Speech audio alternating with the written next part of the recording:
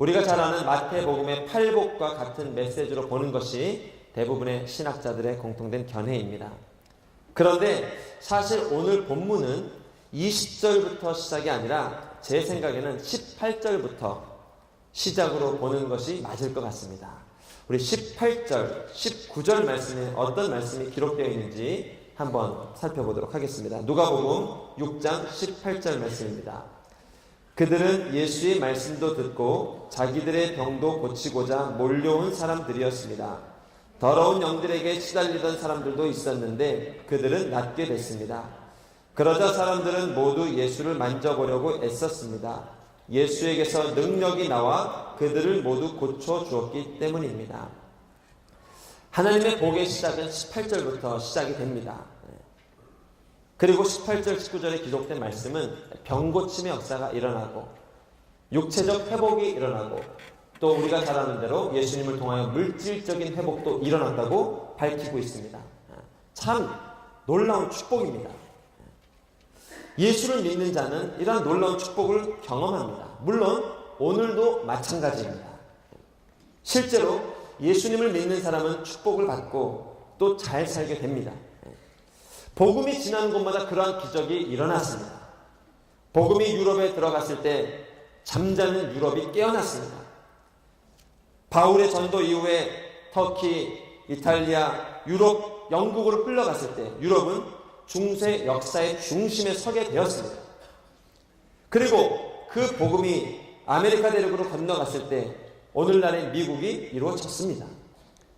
물론 100년 전에 그 복음이 이 한국 땅에 왔을 때 오늘 우리가 이처럼 놀라운 물질적, 경제적 또 이 건강 모든 축복을 받게 된 것입니다. 그러나 우리가 더 깊이 알아야 될 것은 무엇인가? 그것이 복음의 전부가 아니라는 사실입니다. 그것은 축복의 시작에 불과한 것입니다. 어찌 보면 예수님께서 참된 하늘나라의 축복을 알려주기 위해서 정확히 개념이 잡혀있지 않는 우리에게 우리에게 모델로, 모형으로 보여준 것에 불과한 것이죠. 그리고 진짜 축복은 그것을 넘어서는 축복인 것입니다. 그래서 오늘 20절부터 26절까지 말씀에서는 예수님께서 참된 축복에 대해서 제자들에게 설명해 주고 계십니다. 저는 오늘 여러분의 믿음의 자리에서, 예배의 자리에서, 또 기도의 자리에서 분명히 이 축복에 대한 눈이 열릴 줄로 믿습니다. 하나님께서 당신의 눈을 열어주실 것입니다. 이 땅을 넘어선 영원의 축복을 알게 해 주실 것입니다. 그 주님께서 첫 번째로 우리에게 말씀하시는 복은 무엇인가? 가난과 부요함에 대한 말씀입니다. 우리 20절 말씀부터 21절 앞부분 말씀까지 같이 한번 읽어보도록 하겠습니다. 시작!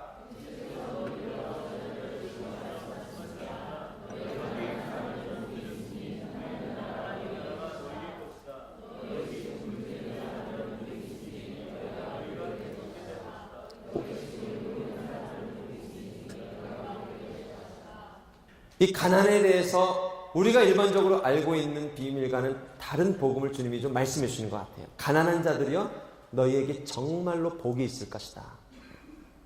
그리고 반대로 이 부유한 자에 대해서 또 주님께서 우리가 알고 있는 관점과는 다른 관점으로 말씀해 주고 계십니다. 그것이 바로 24절에 기록된 말씀입니다.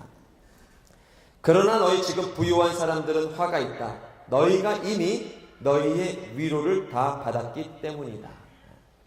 그러니 복음이 비밀입니다. 가난과 부유함에 대해서 주님께서는 다른 관점으로 오늘 말씀하고 계십니다. 먼저 이 가난이 가지고 있는 놀라운 축복의 비밀을 주님께서 말씀해주고 있습니다. 그것은 이 가난함으로 인해, 특별히 은혜에 대한 목마름으로 인해서 하나님을 구하게 되고 하나님의 나라를 알게 된다는 것입니다. 출애굽의 노예로 있었던 이스라엘 백성들은 가난으로 인해서 하나님께 부르짖기 시작했습니다. 물질적인 억압과 정치적인 핍박으로 인해서 하나님 앞에 부르짖기 시작한 것입니다. 가난으로 주님을 찾았고 주님께서는 그들의 기도를 들으셨다고 말씀해주고 계십니다. 출애굽기 2장 24절로 25절 말씀을 보면 그들의 모습을 이렇게 성경이 설명하고 있습니다. 하나님께서는 이스라엘 민족의 신음소리를 들으시고 아브라함과 이삭과 야곱과 맺은 언약을 기억하셨습니다. 하나님께서는 이스라엘 백성들을 보시고 그들에게 관심을 기울이셨습니다. 24절 말씀을 보니 백성들의 신음소리를 듣고 하나님이 언약을 기억하셨다고 말합니다. 할렐루야. 가난으로 인해서 잠자고 있던 내 인생의 언약이 깨어난 것입니다. 하나님의 돌보심이 다시 한번 깨어난 것입니다. 하나님의 관심을 다시 한번 깨우게 된 것입니다. 그래서 이스라엘 백성에게는 이 가난과 어려움이 그들에게는 축복이 되었던 것입니다. 오늘도 실상은 이 가난을 통해서 얼마나 많은 사람들을 또 가정들을 깨우고 있는지 모릅니다. 저희 부모님도 예수 믿는 사람이 양가 한 분도 계시지 않는, 정말 눈을 씻고도 찾아볼 수 없는 가정에서 태어나셨습니다. 그런데 이 가정 가운데 하나님에 대하여, 예수님에 대하여 깨우신 것이 바로 이 경제적인 고통이었습니다. 친가 외가 예수님, 정말 예수님의 예자도 모르는 집안이었다고 합니다. 그러나 또 심지어 외가 쪽은 유교를 집안의 조상으로 모셔온 가문에 하나님께서 우리 가정을 만나기 위해서 찾아온 것이 경제적인 고통이었습니다. 자수성가하신 아버님께서 갑작스런 사업의 위기로 어려움에 빠지게 되었고, 또 당시 어머님은 아들 셋을 양육하시면서 이 교회의 문을 두드리기 시작한 거예요. 정말 주님께서 철저하게 낮추시고 또 쉽게 벗을 수 없는 이 경제적 고통을 통해서 하나님의 구원이 우리 가정 가운데 나타나기 시작한 거예요. 정말 돌이켜보면 주님을 만날 수 없는 우리 가정, 또 기대할 것이라고는 하나님의 심판밖에 없는 우리 가정, 물질적 고통을 통해서 오늘도 정말 이 가정을 통해서 예수님 증거하고 예수님 전하는 가정으로 세워주셨습니다. 저희 가족에서만 목사가 2명 나오고 또 양가 가문에 예수 믿는 사람들이 늘어나고 많은 목회자를 배출하는 가문이 되었습니다. 그 시작이 바로 우리 아버님 경험하신 위기가 우리 가문의 축복이 시작이 된 거예요. 뿐만 아니죠. 정말 이 물질 때문에 깨어질 뻔한 친척 가정도 다시 하나 되어 살아나게 되고, 이제는 가정의 평안을 전도하는 사역자, 목회자 가정이 되었습니다. 정말 하나님께서 정말 놀라운 축복으로 하나님의 나라를 우리에게 선물로 주셨어요. 저는 그래서 오늘 이 말씀이 정말 이해가 됩니다. 20절, 21절 말씀에 예수께서 눈을 들어서 제자들을 보시며 말씀하셨습니다. 너희 가난한 사람들은 복이 있을 것이다. 왜냐하면 하나님의 나라가 너희의 것이기 때문이다. 너희 지금 굶주리는 사람들은 복이 있을 것이다. 왜냐하면 너희가 배부름을 얻게 될 것이기 때문이다. 가난을 통해서 얻게 되는 복이 있고, 또 가난을 통해서 얻게 되는 하나님의 나라가 있습니다. 아니, 어찌 보면 가난을 통해서만 보일 수 있는 주님의 나라가 있습니다. 그것이 바로 하나님의 나라입니다. 출애굽기에서 보았던 이스라엘 백성은요, 이 가난을 통해서 하나님의 나라를 소망하기 시작했습니다. 그리고 가난을 통해서 젖과 꿀이 흐르는 가나안 땅을 소망하게 되었습니다. 심지어는 이 가난이 주는 축복으로 인해서, 여러분 요즘은 아예 이 가난이라는 것을 인생의 모토로 삼고 청빈을 인생의 모토로 삼고 살아가는 분들도 있습니다. 얼마나 이 물질적인 이 어려움, 빈약한 그 인생이 하나님 앞에 내 영혼을 살리는지 그것을 깨달았기 때문에 중세 수도사들이 그러한 길을 선택했고, 또 오늘날의 우리 수도사들 뿐만 아니라 우리가 잘 아는 한경진 목사님도 그러한 인생을 살아오셨죠. 우리 주변에 참 많습니다. 제가 지난 목회사관학교 때 배웠던 이 깡통교회로 유명한 전주 안디옥 교회 이동희 원로 목사님의 삶을 통해서도 얼마나 많은 도전과 은혜를 받았는지 모릅니다. 이분도 이 청빈을 인생의 모토로 하나님의 충만한 임재 가운데 주님이 나라에서 얻을 수 있는 그 놀라운 축복 가운데 거하시는 분이셨어요. 그 교회가 이미 벌써 10,000명에 달하는 교인입니다. 엄청나게 큰 지방에서는 엄청나게 큰 교회입니다. 근데 아직도요, 예산의 60% 이상을 선교 예산으로 사용합니다. 이게 어느 정도인지 감이 안 오시는데요. 이 대학 청년부 예산 자체가 없습니다. 차세대도 예산 자체가 없습니다. 전부 자비량으로 공개하고, 그리고 교회의 예산을요, 전부 60%. 근데 실제로는 70%가 넘는답니다. 엄청난 일입니다. 엄청난 일. 그것을 선교 예산으로 사용합니다. 그리고 아직도 그 교회 건물을, 초창기에 지었던 깡통 같은 교회를 계속 깡통을 늘려서 비닐하우스 같은 그 건물을 예배 장소로 사용하고 있는 거예요. 뿐만 아니에요. 이 목사님께서 이제 원로 목사로 전주 안디옥교회에서 은퇴를 하셨는데, 이제는 내 소유처럼 느껴지는 이 교회로부터 벗어나기 위해서 집을 아예 전주에서 수원으로 이사를 하셨습니다. 놀랍죠? 이 청빈과 비움의 영성이 오늘의 목사님을 만드셨구나. 아직도 살아있는 영성을 하나님께 선물로 주셨구나 라는 것을 깨닫고 배우게 됐습니다. 여러분, 물론 이 가난이라는 것 그 자체가 축복은 절대 아닙니다. 그건 정말 고통스럽고 힘든 것입니다. 어려운 것입니다. 힘든 거예요. 참, 우리 선교사님들의 이야기를 들어보면 자녀 양육에 있어서 힘든 점이 바로 이런 부분이라고 말씀을 하십니다. 선교사님 당신은 이 비밀을 알았기 때문에 어렵고 열악한 선교지로 나아갔습니다. 그러나 당신의 믿음을 이 자녀들에게 강요할 수는 없는 거거든요. 더군다나 아직 지성과 아직도 정신적 연령이 자라지 않은 어린 아이들에게는요, 한번 서울에 들어오면요, 막 눈이 뒤집히는 거예요. 신기한 장난감들, 그리고 막 그냥 엄청나게 현란한 이 수영장들, 워터피아들, 막 이런 거 경험하고 돌아가면 이게 그냥 그 아이들에게 너무너무 좋은 거예요. 그리고 선교지에 돌아가 보면 이제 이 아이들에게 말씀과 하나님 나라의 비밀을 설명하고 알려주는 게 너무 어렵다는 거예요.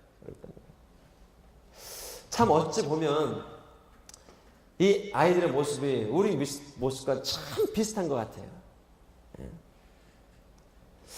사실 우리도 참 그러한 모습들을 많이 자라오면서 발견할 수 있었습니다. 근데 여러분, 우리가 그러한 과정들을 지나왔지만 아이일 때는 그럴 수 있어요. 우리 믿음이 어린아이일 때는 그럴 수 있어요. 또 자라지 않은 사춘기와 같은 믿음일 때는 충분히 그럴 수 있습니다. 안 그런 게 이상한 거죠. 어린아이가 맛있는 거 앞에서, 좋은 장난감 앞에서 아유, 저는 이런 건 필요하지 않습니다, 뭐 이러고 나간다면 그건 정말 뭔가 문제가 있는 거예요. 그러나 만약에요, 그 어린아이가 자라났습니다. 성장했습니다. 이제 나이가 들었습니다. 그런데도 그 어린아이 때 가지고 놀았던 그 물건, 그것에, 그 즐거움에 빠져 있다면 이건 정말 심각한 문제거든요.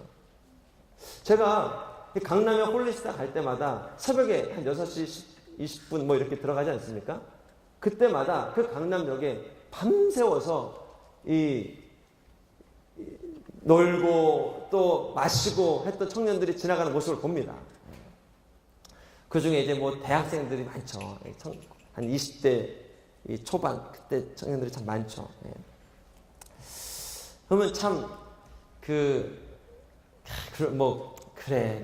얼마나 재밌겠냐.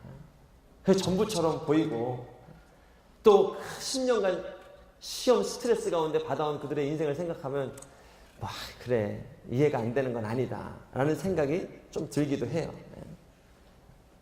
그런데요, 만약에 이 청년들이 이제 대학을 졸업할 때가 됐습니다. 그리고 이제 취업할 때가 됐습니다. 그리고 이제 결혼할 나이가 되었습니다.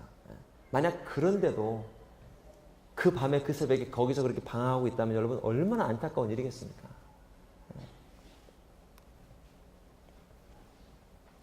이 졸업반이 됐을 때는 이제는 좀 취업 준비를 해야 되지 않겠습니까? 그리고 취업 준비를 하고 나서 이제 좋은 직장에 들어가면 이제 또 결혼 준비를 해야 되지 않겠습니까? 그런데 만약에 아직도 클럽 다니면서 부킹하고 술 마시고 노세 젊어서 노세 이러고 있다면요, 얼마나 안타까운 일이겠습니까? 여러분 세상 사람들도 이 복의 비밀을 알기 때문에 그때마다 복의 업그레이드가 일어나는 거예요. 복의 승급이 일어나는 거예요. 술과 클럽으로 방황을 했어도 졸업할 때가 되면 다음 복을 위해서 눈이 열립니다. 그리고 취업했으면 이제 가정의 축복으로 복의 승급이 이루어집니다. 하물며 이 땅의 축복을 받았으면요, 우리 영적인 사람들에게는 그 다음 단계로 반드시 우리의 시선이 승급이 되어야 합니다. 그 자리에 머물러서는 안 됩니다. 그리고 생각해 볼 때 이 대한민국은요, 정말 여러분 동의하실 거라 생각합니다. 반만년 역사라고 얘기하지 않습니까? 예.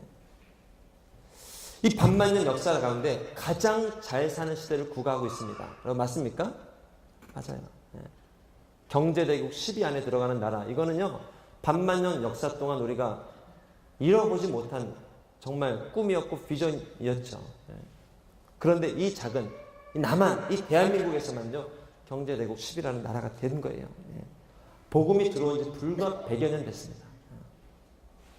하나님께서 정말로 넘치는 축복을 부어주셨습니다. 이 자리에 혹시 취업 때문에 또 경제적인 고통 때문에 힘든 분들도 분명히 계실 거예요. 그러나 여러분 부인해서는 안 될 사실이 있습니다. 이 시대는 이미 이제는 다이어트하는 시대입니다. 먹을 게 없어서 죽는 사람은 거의 없습니다.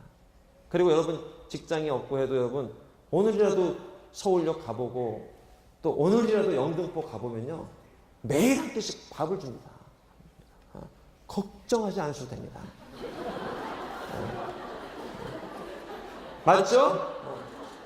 저한테도 얘기하는 거예요. 걱정 안 해도 돼. 먹고 사는 건 어차피 하루에 3끼밖에 못 먹습니다, 여러분. 하나님이 넘치는 축복을 이 땅에 주셨어요. 근데 만약 그 축복으로 인해서 영혼의 축복을 우리가 놓쳐버린다면 여러분 이처럼 어리석은 신앙은 없는 거예요. 할렐루야. 만약에 차라리 핍박과 순교 외에는 아무것도 가진 것이 없었던 초대교회 우리 성도님들, 마라나타 주 예수님 어서 오십시오 하며 영혼의 선물을 사모하며 나아갔던 우리 초대교회 성도님들이 실상은 더 복지고 값된 인생을 산 것이죠. 맞습니까? 맞아요. 참 하나님이 이 땅 가운데 많은 축복과 은혜를 주셨는데 아직도 더 잘 먹는 것, 더 많이 갖는 것, 그것에 우리의 기도가 머물러 있다면 오늘 주님이 주시는 진짜 복, 참된 복을 발견하지 못하는 인생이 될 수도 있는 거예요. 저는 그러한 점을 이렇게 생각해 보면서 정말 이 한국교회를 바라봤을 때 얼마나 제 안에 기대가 있고 소망이 있는지 모릅니다. 많은 사람들이 한국교회가 위기라고 말하지만 여러분 실제로 영적인 눈을 들어서 보면 그렇지 않습니다. 다시 한번 정말 놀라운 업그레이드를 보기 위해서 성장통을 겪고 있는 것 뿐입니다. 여러분 7, 80년대 정말 그보다 더 앞선 시대 가난과 고통에 시달렸던 우리 부모님 때 신앙은요, 우리 할아버지 할머니 때 신앙은 정말 이 물질적 축복 당장 죽게 됐습니다. 주님 먹을 것 주십시오, 입을 것 주십시오 하며 구하는 신앙을 지켜왔습니다.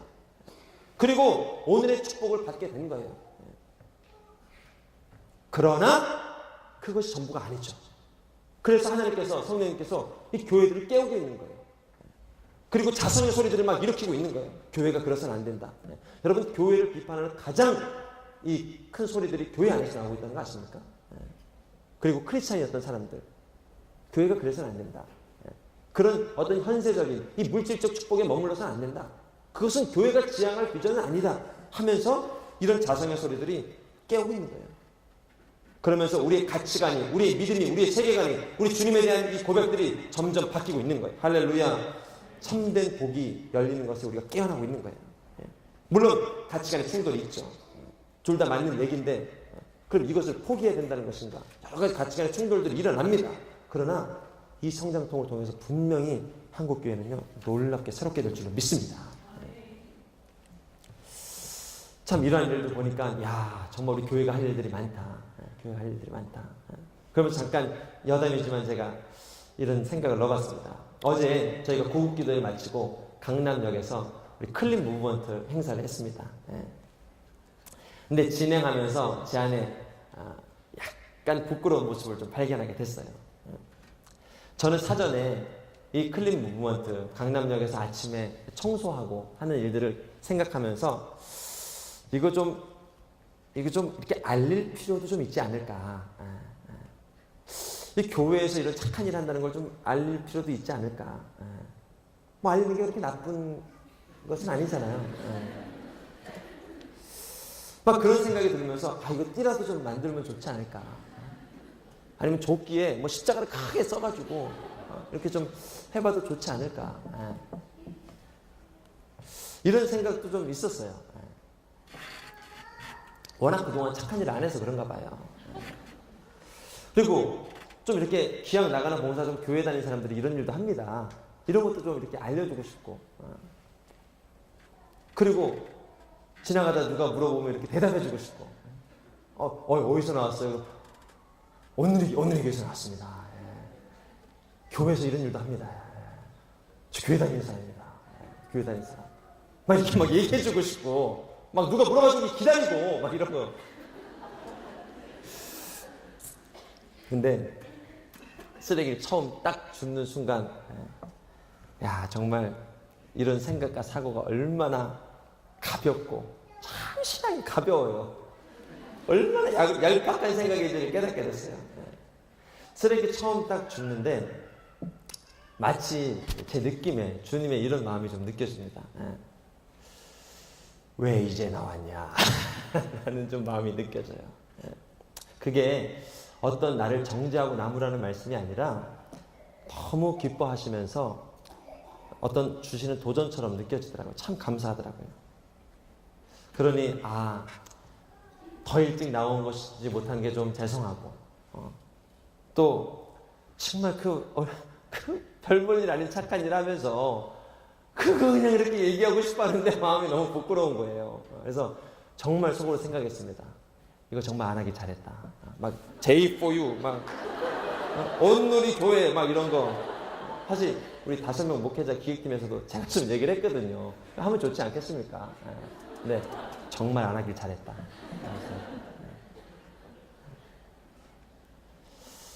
이게 워낙 착한 일 안 하다 보니까 간만에 착한 일하고 이렇게 티내고 싶은 마음이 있는 것 같아요. 그리고 그 마음이 드는 순간 진짜 말없이 조용히 섬기다 가야 되겠다. 그리고 그게 참 아름답구나. 그래서 저는 이게 누가 물어봐도 이렇게 대꾸를 뭐 물어보는 분도 없었습니다. 저한테는. 근데 물어봐도 속으로 결단했습니다. 내가 3번까지는 답변하지 않으리라. 그냥 이렇게 인사하고 또 아니면 윤석원입니다. 라고 제 얘기를 하고 그래도 물어보면 교회에서 나왔습니다. 라고 해야 되겠다 생각을 했는데 참 너무너무 마음이 기뻤어요. 왼손이 하는 일을 오른손이 모르게 하는 게 이게 축복이구나. 너무 부끄럽습니다. 그 쓰레기 하나 줍고 지금 이런 얘기하는 게 너무 부끄러운데요. 여러분 직장에서 한번 해보세요. 얼마나 우리가 착한 일 안 하고 살았는지 조금 착한 일 하고 아침 일찍 와서 이렇게 막 문 열어놓고 환기시켜놓고 막 이런 거 해놓으면 누가 물어봐주길 기다리고 이렇게 된다니까요. 근데 하다 보면 이것이 이제 일상이 되고 습관이 되고 정말 주님의 사람으로 빛을 발하는 하나님의 사람들이 되는 거죠. 제가 복의 비밀을 얘기하다가 이 교회가 참된 축복의 눈이 열려야 된다는 것들을 같이 나눈 점, 깨닫게 된 점을 얘기했습니다. 참된 축복을 향하여 교회가 깨어나고 있다. 크리스찬들이 깨어나고 있다. 우리가 이 물질에 대해서 특별히 하나님 주시는 이 비밀이 보일 수 있기를 주님의 이름으로 축복합니다. 은혜의 눈이 열려야 됩니다. 은혜에 대한 목마름이 가난이 참된 축복의 비밀입니다. 두 번째, 울고 웃는 것에 대해서 주님이 또 이런 말씀을 허락해 주십니다. 우리 21절 후반부 말씀 같이 한번 읽어보면요. 너희 지금 울고 있는 사람들은 복이 있으니 너희가 웃게 될 것이다. 우는 사람이 축복이 있대요. 더 놀라운 것은 반대로 웃는 사람에 대해서 25절 말씀에서는 25절 후반부 이렇게 얘기합니다. 너희 지금 웃고 있는 사람들은 화가 있다. 너희가 슬퍼하며 울게 될 것이기 때문이다. 여러분 물론 오늘 말씀을 오해 안 하시길 바랍니다. 오늘 본문은 너는 늘 울고 다녀야 돼. 울상을 짓고 다니고 웃음이 나올 때마다 막 참아야 되고 막 이런 걸 얘기하는 게 절대 아닙니다. 이거 영적으로 해석을 잘 할 수 있기 바랍니다.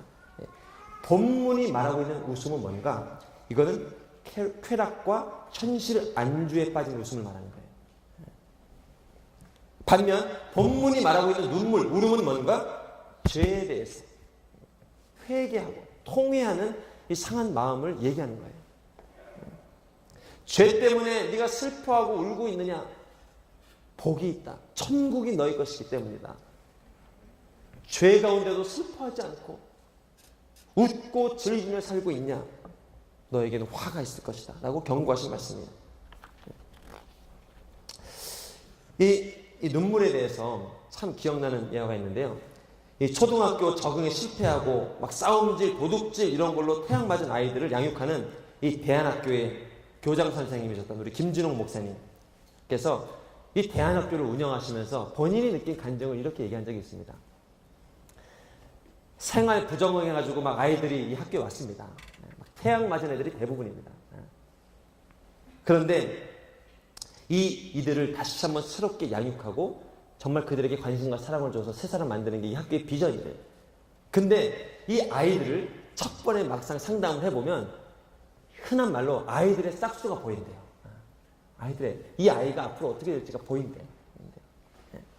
많은 아이들이 그렇게 딱 방에 와서 무서운 이 교장 선생님을 만났을 때 이 교장 선생님이 아유 그동안 너 얼마나 힘들었니? 열심히 좀 공부해보려고 하는데 상황이 안 됐고 또 좀 정신 차려보려고 하는데 집안 형편이 안 도와주고 또 하려고 했는데 네 마음이 또 다 안 잡아지고 참 얼마나 힘들었니? 하고 어떤 학교에서 좀 듣기 힘들었을 법한 위로를 이렇게 주면 아이들 중에 그 얘기를 딱 듣는 순간 이렇게 눈물을 핑 도는 애들이 있대요. 또 심한 경우는 맞아요 하면서 막 자기 심정을 토로하고 잘하려고 했는데 안 됐어 하고 막 우는 애들이 있다는 거예요. 얘들은 너무너무 놀라운 가능성이 있다는 거예요. 가능성이 있다는 거예요. 근데 목사님 표현으로 이렇게 얘기했습니다. 딱 그 얘기를 했는데도 이 눈알이 맨들맨들 하면서 그냥 뭐 이렇게 쳐다보는 애들이 있대요. 물론 걔도 나중에 변화된 애들이 있대요. 그러나 오래 걸린대요. 오래 걸린대요. 이 눈물이 핑 도는 아이들은 이게 탁 새 출발이 쉽게 일어난대요. 근데 그리고 안 되는 애들 거기다 또 만약에 죄를 지적하고 했는데 막 눈에 도끼가 나오고 막 이런 애들은 아 얘는 어렵겠구나 이 생각이 절망이 밀려온대요. 그러니 죄에 대해서 내가 아파하고 상한 심령을 갖는 것이 새로운 인생의 출발점입니다. 그러나 죄가 죄인 줄도 모르고 쾌락과 유희에 빠져서 사는 사람들은 오늘 본문이 말하는 것처럼 너는 슬퍼할 날이 올 것이다. 오늘 웃고 있는 너 슬퍼할 날이 올 것이다. 슬퍼하며 울게 될 날이 너에게 올 것이다 라고 경고해주고 계시는 거예요. 이렇게 생각할 때 나는 나의 죄에 대해서 나는 얼마나 아파하고 얼마나 눈물 흘리고 얼마나 이것과 씨름하고 있는가. 지난번에도 한번 말씀드렸지만 성령 충만이라는 것은 죄에 대한 민감성이라고도 얘기합니다. 신앙생활이라는 것은 그냥 좋은 게 절대 아닙니다. 아픈 만큼 성숙하게 되어 있습니다. 그리고 상한 만큼 회복을 경험하는 것이 영적인 비밀입니다. 예전에는 술, 담배가 전혀 거리낌이 없었어요. 근데 어느 순간부터 이것이 좀 마음에 불편하기 시작합니다. 거룩한 삶으로 내 인생의 모두가 지금 변화되고 있는 거예요. 바뀌고 있는 거예요. 예전에는 거리낌 없이 지었던 말, 욕설 이런 것들이었는데 내 인생 가운데 이제는 좀 걸림이 됩니다. 불편합니다. 그리고 서거나 괜찮아 뭐 옛날에 하던 일인데 라고 해도 아니야 이게 자꾸 걸림이 돼요. 불편함이 돼요. 왜 그런 거예요? 하나님께서 죄에 대해서 아파하는 마음을 주고 계시는 거예요. 할렐루야. 그래서 그런 사람들에게는 뭐라고 말씀하십니까? 복이 있도다. 천국이 너희 것이다. 라고 선포해 주시는 거예요. 성경에 나오는 대표적인 경우가 이 세리와 부자의 경우입니다. 세리는요, 이 땅에 사는 내내 죄 때문에 아파하고 고통스러움에 보냈습니다. 그러나 반면 부자는 아파할 이유가 없었습니다. 울 이유도 없었습니다. 쾌락과 만족은 있었지만 죄에 대한 눈물이 없었습니다. 예수님의 답변은 무엇입니까? 세리는 하나님의 나라를 볼 것이다. 그러나 저 부자는 주님 나라에 들어가지 못할 것이다. 이 땅에서 즐기고 웃었으니 네 상급을 다 받았다. 하늘에서는 울며 이를 날까지 올 것이다 라고 말씀하신 거예요. 그러니 내 인생을 좀 돌아봐야죠. 나는 지금 어떠한 인생을 살고 있는가? 나는 어떠한 삶의 여정을 살고 있는가? 하나님이 주신 눈물을 기억하고 하나님이 주신 아픔을 기억하고 주님 앞에 예배한 나아가는 당신에게 하나님의 나라가 임한 줄로 믿습니다. 주님이 그 축복을 허락해 주신 거예요. 마지막으로 미움받는 인생과 칭찬받는 인생에 대해서 주님이 복과 저주를 말씀해 주십니다. 22절, 23절 말씀 같이 한번 나눠서 읽어보도록 하겠습니다. 22절부터 시작.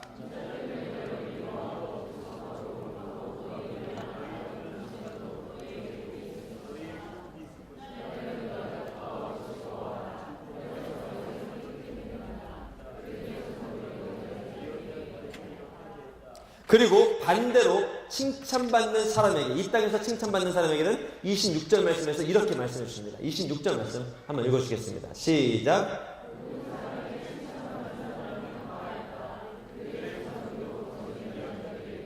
예.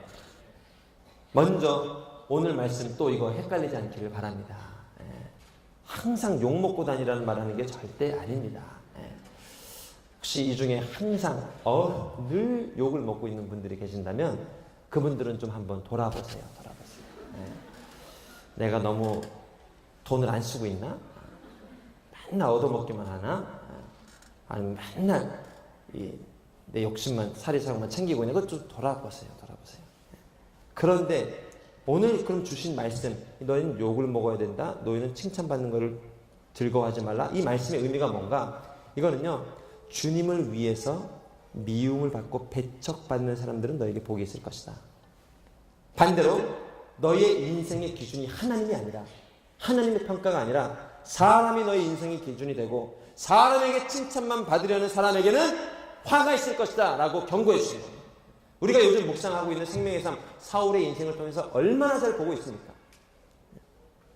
실상은 우리가 전도 나갈 때 이 사람들로부터 받는 핍박, 또 이런 것들, 거절감들, 이런 것들 참 우리가 힘들어할 때가 많습니다.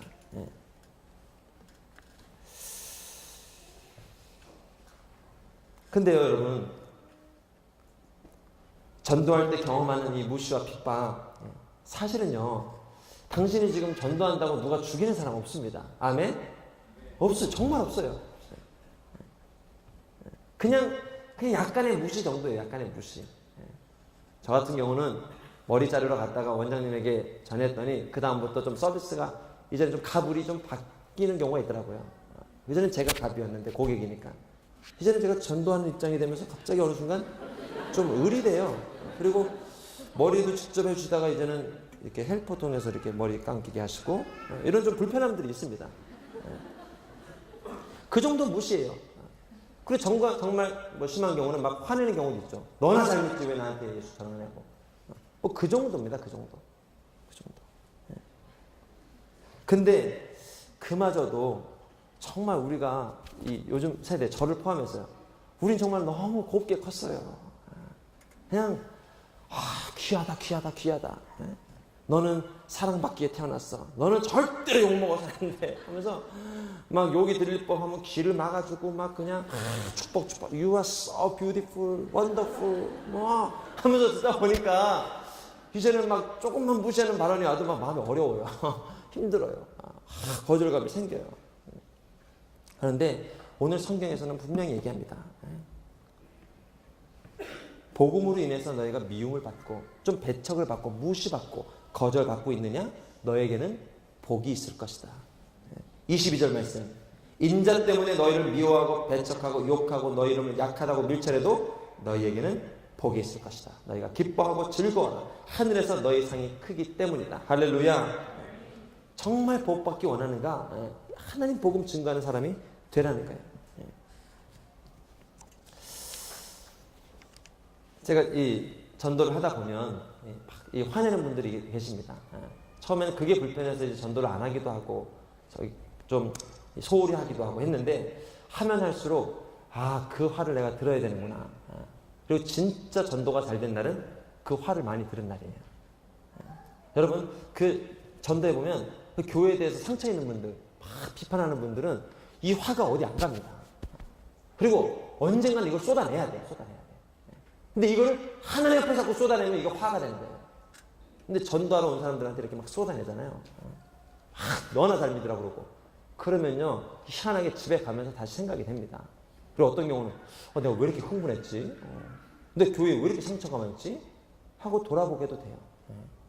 그러니 내가 한번 거절받고 내가 한번 무시받고 하면요, 그 마음 가운데는 분명히 정화가 일어납니다. 할렐루야. 분명히 일어나요. 그리고 2번, 3번 듣다 보면 이제 화도 2번, 3번 내다 보면 이제 그렇구나 하면서 주님의 사랑에 대해서 조금씩 눈이 열리는 거예요. 물론 가장 안 좋은 경우는 믿는 사람들에게 화를 내는데 그 사람이 다시 화를 내는 경우는 이거는 정말 어려워지는 경우입니다.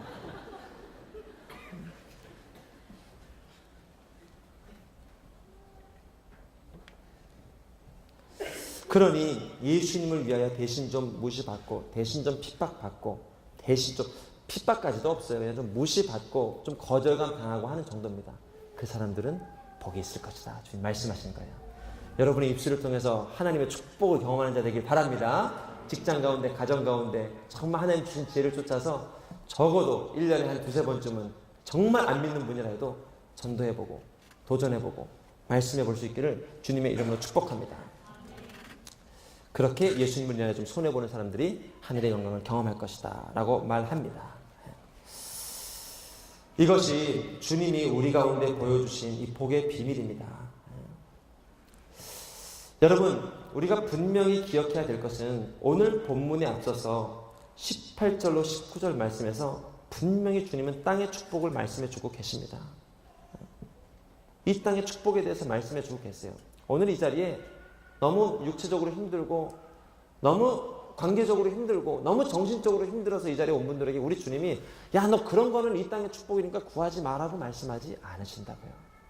오늘 말씀의 시작 18절로 19절 말씀 보면 주님께서는 병을 고쳤습니다. 더러운 영들에게 시달리는 정신적인 치유해 주셨습니다. 낫게 해주셨습니다. 그리고 모든 사람들을 고쳐주셨습니다. 그리고 눈을 들어 제자들에게 말씀하셨습니다. 참된 복에 대해서 알려주신 거예요. 참된 축복 전에 이 땅의 축복을 허락해 주셨습니다. 보여주셨습니다. 모델처럼 복이란 이런 것이구나 개념을 잡도록. 그러나 그것이 복의 전부가 아니기 때문에 오늘 20절부터 이어지는 말씀을 통해서 참된 축복에 대해서 주님이 말씀해 주신 거예요. 여러분, 성경에 나오는 주님을 믿는 모든 사람들이 그러했습니다. 예수님의 제자가 되었던 베드로 물고기를 많이 낚는 복을 허락해 주셨어요. 그리고 참된 복을 알려주셨죠. 사랑하는 아들아, 물고기 잡는 게 네 인생의 전부가 아니야. 내가 너에게 가지고 있는 이 비밀을 알기 원한다. 그 복은 사람을 낚는 어부가 되는 거야. 한국교회도 주님 축복해 주셨어요. 엄청난 축복을 주셨어요. 이 100년이라는 기간 동안 엄청난 믿음의 우리 정말 할아버지 할머니들의 이 정말 교회를 지키고 믿음을 지키며 나갔던 3.1 운동, 독립 33인 이 민족 대표 중에 17명이 크리스찬이었잖아요. 정말 이런 믿음을 통해서 정말 오늘 정말 잘 사는 대한민국이 되었어요. 그러나 하나님 우리의 복을 다시 한번 깨워주기 원하는 거예요. 사랑하는 이 대한민국 청년들이요. 이제 너희가 참된 복에 눈이 열리기 원한다. 이 땅의 축복을 넘어서서 영혼의 축복을 볼 수 있는 사람이 되길 원한다. 이 나라의 축복을 넘어서서 열방의 축복을 볼 수 있는 사람이 되길 원한다. 이번 한 주간 구국기도를 했더니요, 정말 저희가 나라를 위해서 얼마나 기도하겠습니까? 그러나 일주일 동안 새벽 예배 때마다 정치를 위해서, 통일을 위해서, 문화를 위해서 한 주간 기도하며 나갔는데 이 막상 3일절 돼서 이 아침에 새벽 예배, 특별 예배 드리는데 얼마나 주님께서 우리 가운데 마음을 주시는지. 그렇구나, 우리가 깨어나야 되는구나. 그렇구나, 이 나라 이 민족을 위해서 우리가 기도해야 되는구나. 그렇구나, 이제 하나님이 통일 한국을 통해서 정말 놀라운 비전을 이 나라 이 민족이 가지고 계시는데 깨어나야 되는구나. 그러나 아직도 나의 기도가 먹고 마시는 것에 머물러 있다면, 또 더 잘 살고 더 명예롭고 더 높이 올라가는 것에만 우리의 기도가 머물러 있다면 3년 뒤 예수님을 버리고 도망갔던 제자들처럼 우리도 환난과 핍박에 넘어질 수밖에 없는 아주 연약한 그리스도인이 되는 거예요. 그러나 오늘 이 자리에서 성령님이 여러분의 눈을 열어주십니다. 깨워주십니다. 비밀을 알려주십니다. 그리고 이제는 너의 자리를 들고 일어서서 열방과 땅끝까지 나아갈 수 있는 하나님의 주권을 회복시켜 주십니다. 이 비밀에 우리 사랑하는 제4의 청년들, 저를 비롯하여 이 땅의 청년들 정말 눈이 열릴 수 있기를 주님의 이름으로 축복합니다. 우리 함께 찬양하며 주 앞에 나아가도록 하겠습니다.